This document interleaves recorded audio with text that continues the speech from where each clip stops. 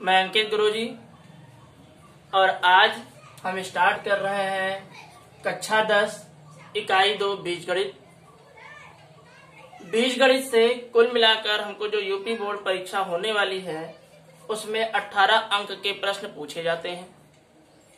तो बीजगणित को बहुत ही अच्छे तरीके से हमको पढ़ना है, हर एक क्वेश्चन को सॉल्व करना है। अब हम स्टार्ट करते हैं बीजगणित में। जो हमारा ये पाठ है, पाठ 2 आपका होगा। पाठ 2 है बहुपद। क्या पाठ है? बहुपद। जैसा कि नाम से ही पता चलता है बहुपद है क्या।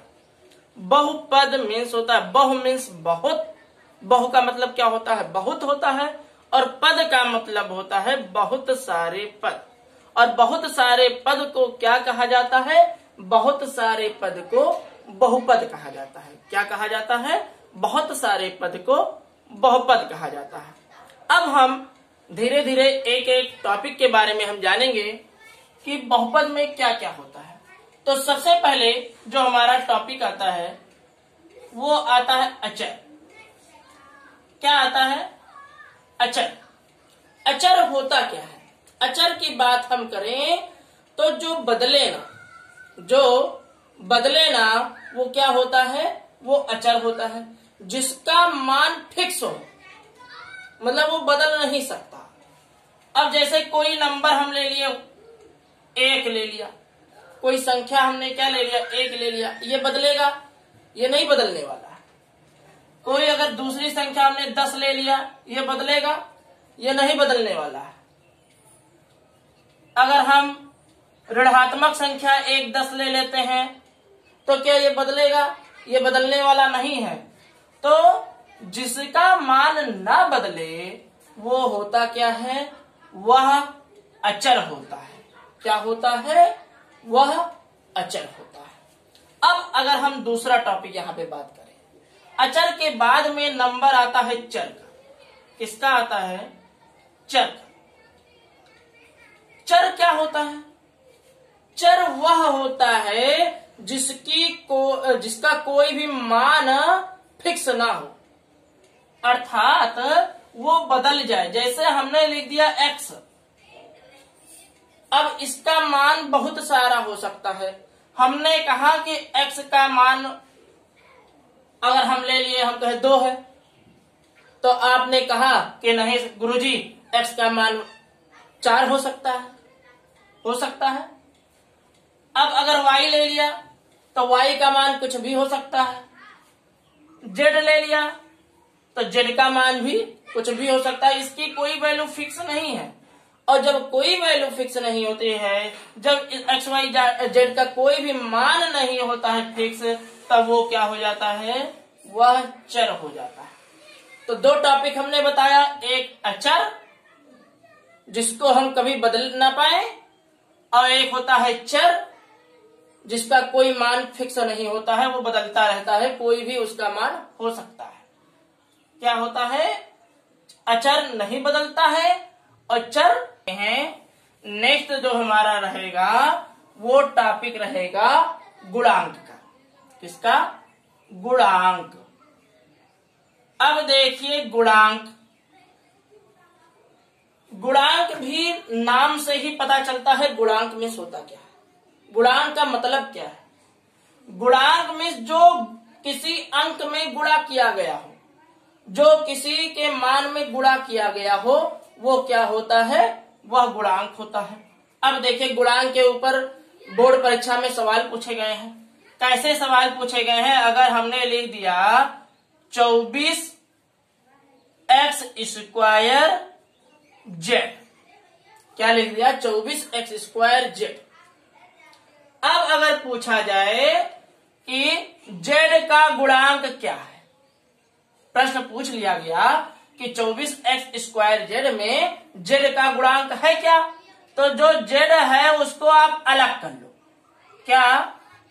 इसको हम जब बाहर निकालेंगे तो क्या बचा?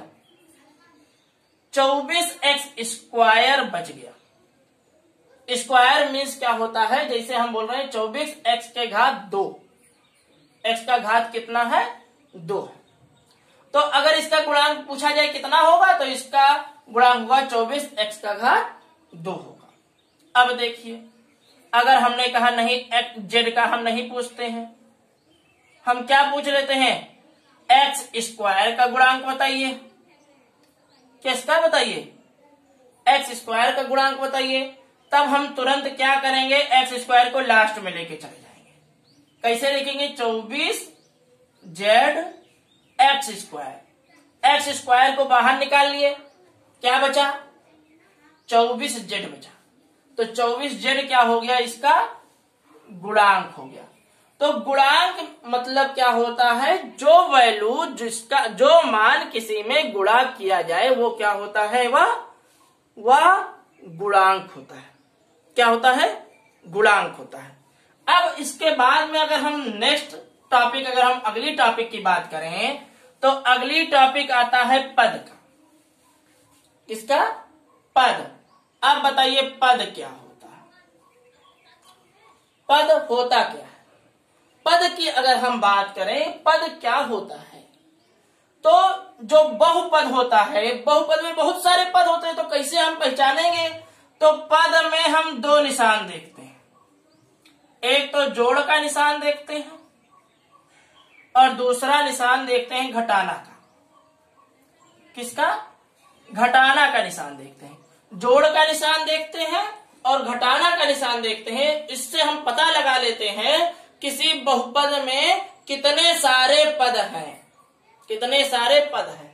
अब जैसे अगर एक हमने बहुपद लिख दिया, एक्स स्क्वायर यानी कि x का वर्ग x का घात 2 धन x धन 2। अब ये हमने अगर लिख दिया, इसमें हम पूछें कि कितने पद है, तो आप लोग क्या बताएंगे, एक पद ये हो गया, दूसरा पद ये हो गया, तीसरा पद ये हो गया। कितना पद हो गया, एक पद, दो पद और तीन पद। कितने पद हो गए, तीन पद हो गए। तो हमने क्या देखा, जोड़ का निशान कितनी बार था, 2 बार था। कितनी बार था, 2 बार था। एक बार ये और एक बार ये। अब इन दोनों जोड़ के निशान को हमने क्या किया, एक इसमें जोड़ दिया, और तो 2 में 1 जोड़े तो कितने पद हो गए, 3 पद हो गए। कितने पद हो गए, 3 पद हो गए। विद्यार्थियों, तो हमने पढ़ लिया था पद।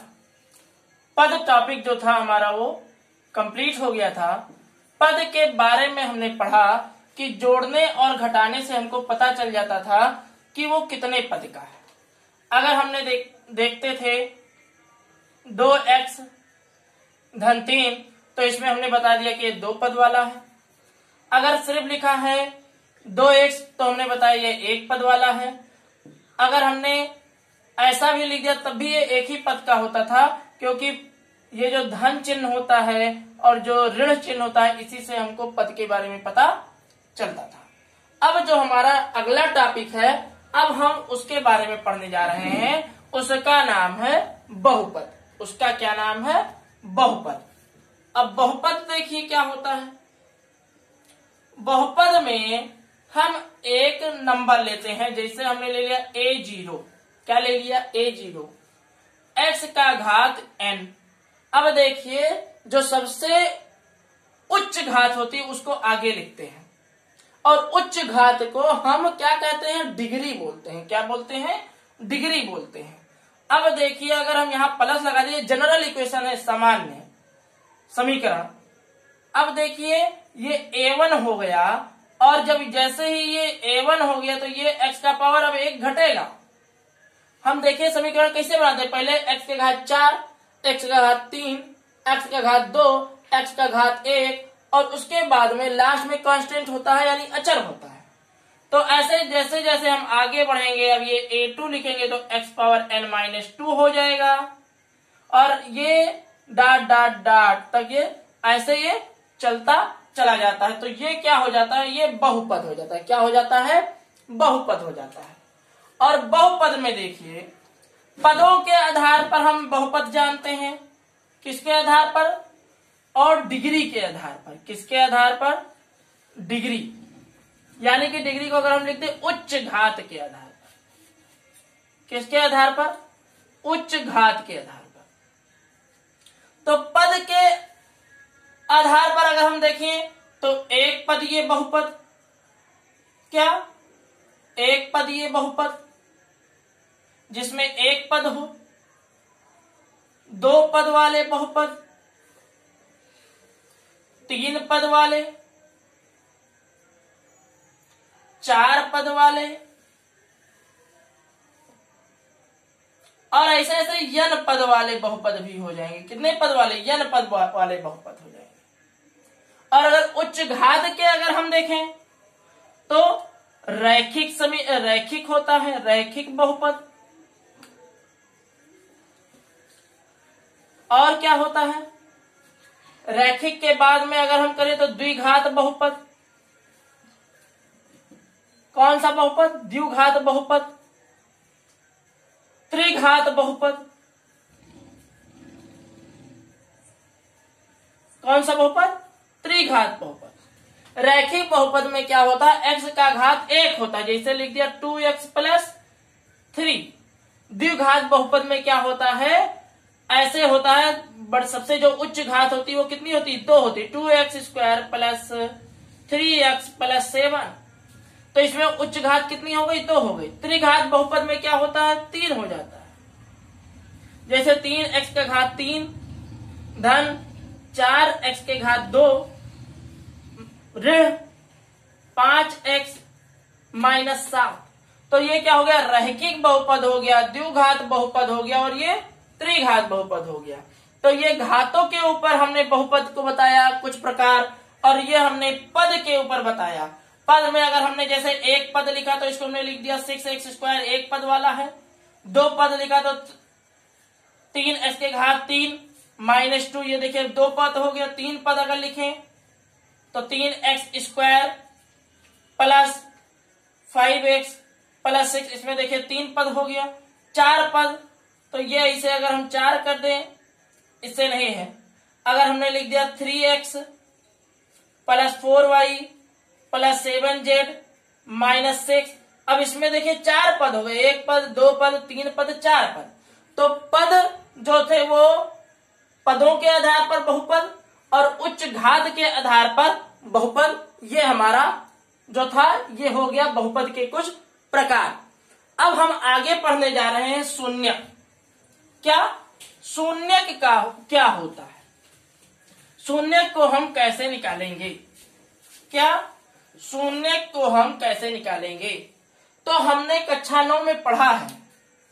क्या पढ़ा है? कोई अगर बहुपद है, क्या है? कोई अगर बहुपद है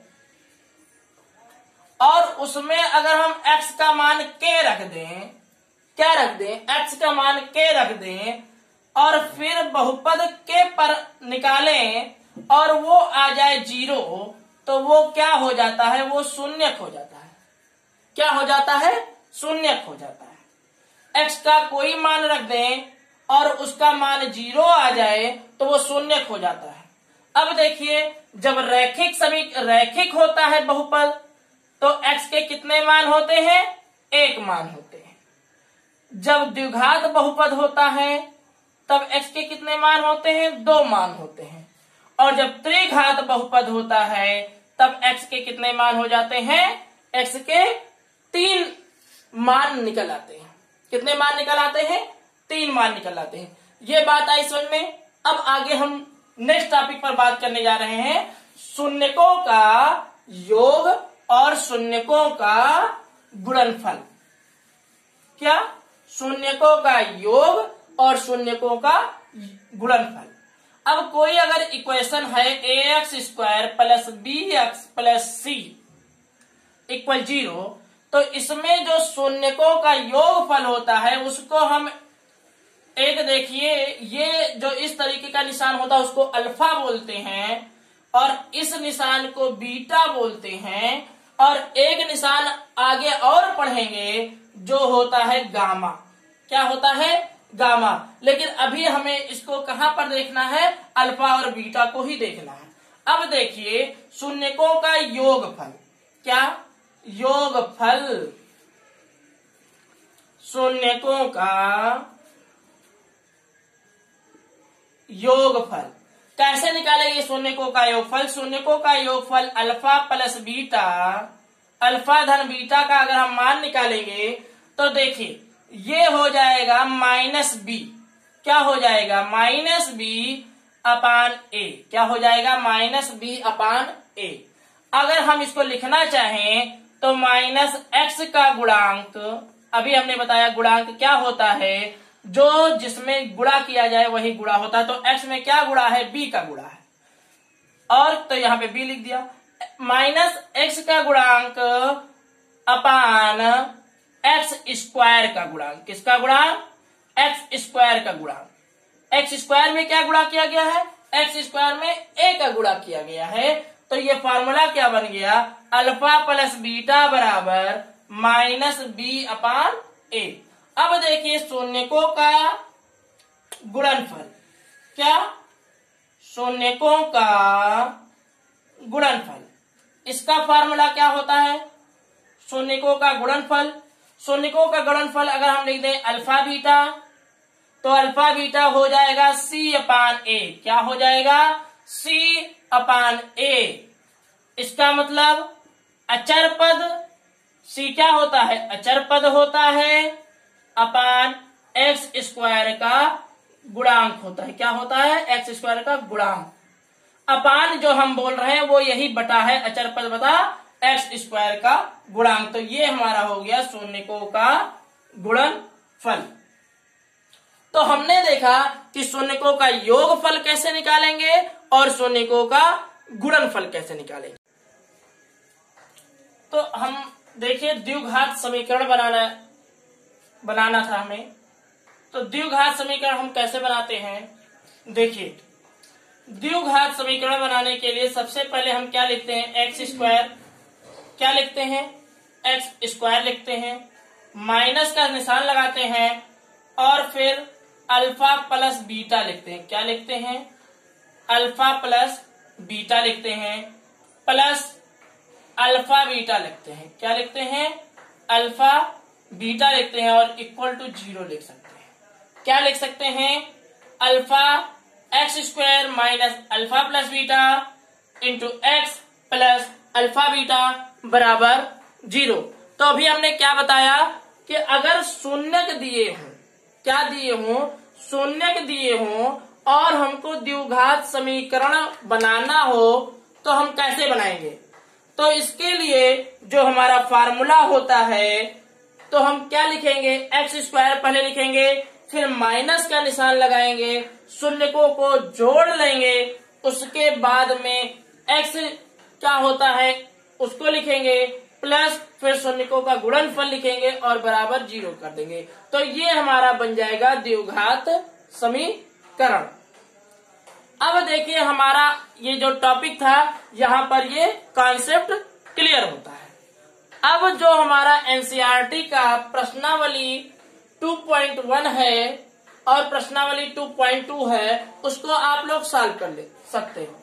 तो प्रश्नावली 2.1 देखिए हमने बताया था x अगर होगा तो उसके सिंगल मान होंगे, मतलब एक ही वैल्यू होगी, अगर एक्स स्क्वायर होगा तो उसके डबल वैल्यू होगी, एक्स क्यूब होगा तो उसकी ट्रिपल वैल्यू होगी, ऐसे ये होता जाता था। अब देखिए जो ये ग्राफ बना हुआ है ये एक्स एक्सिस है, ये वाई एक्सिस है, और आप जानते हो एक्स एक्सिस और इधर होता है एक्स डैश और ये वाई एक्सिस, और नीचे के साइड में क्या होता है वाई डैश एक्सिस। अब देखिए ये जो ग्राफ बना, ये लाइन बनी, ये स्ट्रेट चली गई एक्स एक्सिस के पैरेलल, तो इसके एक्स के कितने मान होंगे, इसके मान 0 होंगे। इसने तो एक्स एक्सिस को कट ही नहीं किया। सेकेंड क्वेश्चन क्या कह रहा है, इसका मान, तो इसने एक्स एक्सिस को एक बार कट किया तो इसका 1 होगा, क्या होगा, एक मान होगा, एक आंसर होगा। इसने देखिए एक्स एक्सिस को कितनी बार कट किया, 1 2 3, 3 बार कट किया तो इसका मान कितना हो जाएगा, 3 हो जाएगा, इसका आंसर 3 होगा। इसने एक्स एक्सिस को कितने बार कट किया, 2 बार कट किया तो इसका आंसर 2 हो जाएगा। इसने देखिए 1 2 3 4 बार कट किया तो ये क्या हो जाएगा, 4 हो जाएगा। इसने 1 2 3 बार कट किया, तो इसका आंसर क्या हो जाएगा? 3 हो जाएगा। तो प्रश्नावली 2.1 हम सॉल्व कर लिए और आप लोग प्रश्नावली 2.2 भी सॉल्व कर सकते हैं। तो ये रहा हमारा आज का टॉपिक, आज का लेक्चर। हम अपने अगले लेक्चर में जो रहेगा प्रश्नावली 2.2 2.2 उसके क्वेश्चनों को, उसके प्रश्नों को हल करेंगे और कुछ और अगले कॉन्सेप्ट को देखेंगे। विद्यार्थियों, आपने हमारे इस लेक्चर को अंत तक देखा, इसके लिए आपका बहुत बहुत धन्यवाद। हम फिर मिलते हैं अपने नेक्स्ट वीडियो लेक्चर में, लेकिन आप हमारे इस वीडियो लेक्चर को शेयर जरूर करिए, चैनल को सब्सक्राइब करिए और सब्सक्राइब अगर कर दिए हो तो फिर बेल आइकन को भी प्रेस कर दीजिएगा, क्योंकि अगर बेल आइकन प्रेस नहीं करेंगे तो हमारा जो वीडियो लेक्चर जाएगा उसका आप नोटिफिकेशन नहीं प्राप्त कर पाएंगे और फिर आप वीडियो देखने से वंचित रह जाएंगे। इसलिए मित्रों, छात्रों, हमारे आप इस चैनल से जुड़े रहिए। हमारे इस चैनल पर 9 से लेकर 12 तक के गणित के क्लासेस चल रहे हैं। आप इस चैनल को सब्सक्राइब जरूर कर लीजिएगा। फिर मिलते हैं अपने नेक्स्ट वीडियो लेक्चर में, तब तक के लिए नमस्कार।